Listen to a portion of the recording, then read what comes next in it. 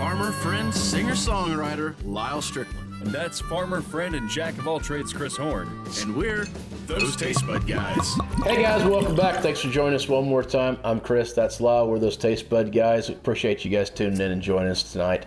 Grab you a glass of something. There's a pretty good chance you probably don't have this, but if you do, I would be really, really interested in hearing from you.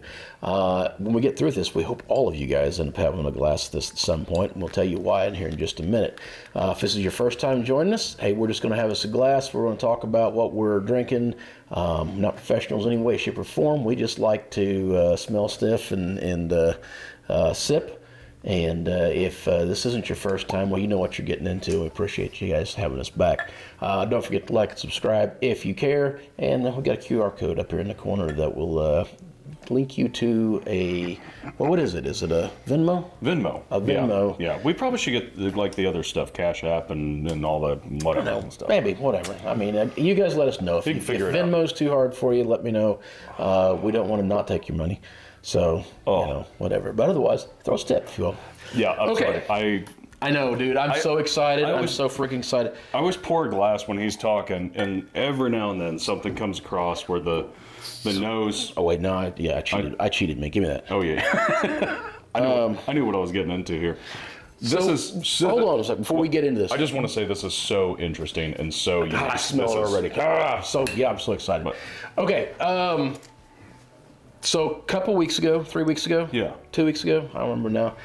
There was a lot happened between here and there. We took a quick road trip, and we just went up through towards the St. Louis area, and then back towards central Missouri, and came back home. We visited several different distilleries and several different people that invited us to come by and chat with them and send us home with some product.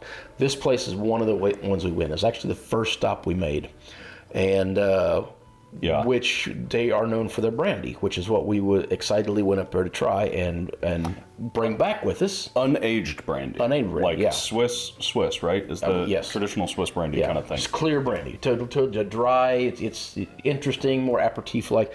Anyhow, we'll have some of that at some point on here, but at the end of the day, we had what we're going to do today, and this was the thing we chose to take home with us because it was...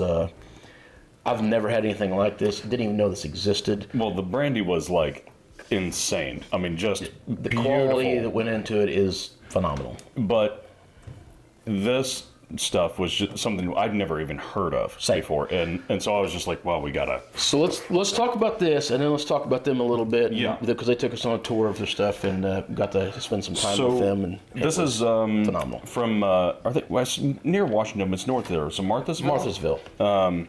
Edelbrand Distilling, Lynn and Martin. There, Martin's the distiller, I think, right? And Lynn's the nose and tasting. Yeah.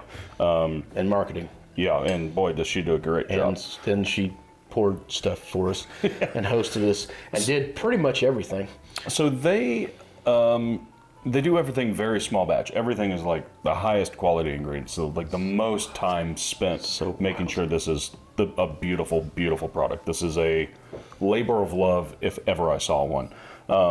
But they're friends with the brewer over at Urban Chestnut out of St. Louis, and which is a phenomenal brewery. And they did a series of Bierbrands. What's a Bierbrand, you ask?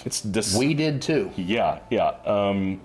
And I don't have a great answer because I forgot, but I know it's distilled from the mash, right? Yeah, I think it's distilled from the beer itself. Is it? I believe. Is the mash? Winter white ale. Mash. You're right. Okay, it is mash. Yeah. So, and then, but it's not mash after the beer's been made. It's the mash that they're going to make the beer from. I think so it's different than like right. It's my understanding. Somebody could correct me on this if I'm wrong, but it's different than like what Balcones. I bet Lynn and Martin will correct us. We wrote that down for you, dang it. I knew what they were getting into. Actually, we've probably got it right here if it says so. And yeah, Balcones did a collaboration with what's the Shiner Bock. But what they do is they take the leftover beer mash and distill it. From what I understand, and my understanding of this one is they're taking the front end, and the highest quality. So when they were talking about Bierbrands, they said a lot of times it's used with like a batch that was maybe a batch of beer that wasn't like very good or like something was wrong with it. This is like the good stuff, right? That they drew it from. I don't have a good answer for that. So she's 80 proof, and this is the Urban Chestnut white or winter white ale mash that they used for this one. So we didn't really say what it was, other than it was distilled from. It's kind of distilled beer. Like when you think like, man, I don't really want a beer right now because I'm going to be bloated and just like, oh. This is a beer At 40%. in a glass, in a little tasting amazing. glass. Yeah. But here's the thing. It tastes and smells like the beer. This is the craziest thing. It's all the good parts of the beer. If you guys have been to Urban Chestnut, if you've had this particular beer and you're familiar with it, You've got to go get this. Have to. that's what it smells like. Oh, which does. I mean, we can go through this because it. They do talk about coriander and orange peel and star anise or anise. Anise? I think it's always anise. I want to say anise, and I think it's anise. I think it is as well, but I just always always call feel it weird. Caramel malt, wheat malt, and Pilsner malt. Yeah. I also get a big banana note in there too. Yeah, it's kind of like a bread pudding situation for Yeah, me. bready is a really great note for I it. love bread pudding, so that's a big plus for me. It is so pleasant to sniff because it just smells like it's so wild to sniff because it smells like a good heavy beer. Yeah, I and mean, you're all those smelling this going, that doesn't compute. My brain is not processing this. all of those kind of caramely coffee notes are light in this one, but the caramel I think pushes through nicely.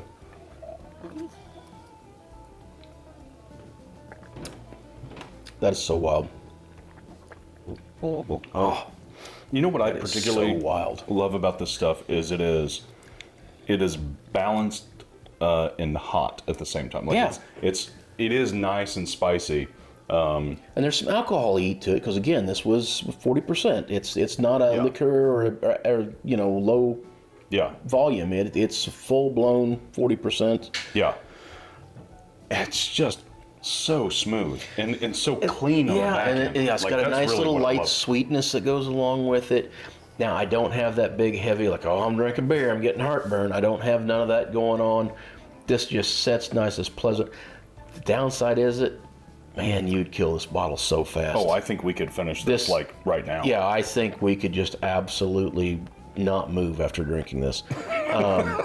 And they have multiple ones. We got a couple others here we're going to do. We're going to try to actually go and grab some cans of the Urban Chestnut so we can have alongside them so we can get an actual one-on-one, make sure that Compare a little bit, we're yeah. pull the comparisons out. But this one we're pretty sure we can't get, so we went ahead and did it first. Yeah. No, I don't know if we can get the winter ale in July. Yeah, it's probably going to be a little tough. Maybe. But it's so perfectly clean, just like the brandies. It's like big on flavor right at the beginning, and then it dips a little bit into this nice smooth note, and then there's a quick little burst of spice at the very end. What I was getting ready to call the matchstick part. It's got this like a little bit matchstick note in there. It kind of comes in like it's getting ready to really bite you, and then it just dissipates. Yeah. Levels out. And it's just an interesting ride from front to back. This stuff is just, I gotta say, this is one of the most unique liquors we've had on the show, I think, in our entirety. Absolutely. Up there with like Sotol and some of the other ones that just blew our minds. Where you go like, this is a whole new world I've entered into. This is something that I tell you right now, and I didn't even know a Bierbrand was a thing. I've never seen one before because I've never noticed them, but I can tell you right now, if I'm ever anywhere and see something that says Bierbrand, I guarantee you I'm going to order it because I've got to know. This is one of those things, if you're somebody who likes to have special stuff on your shelf, right, and you want to pour something neat. You like to show off a little bit of like I bet you never had this before kind of thing.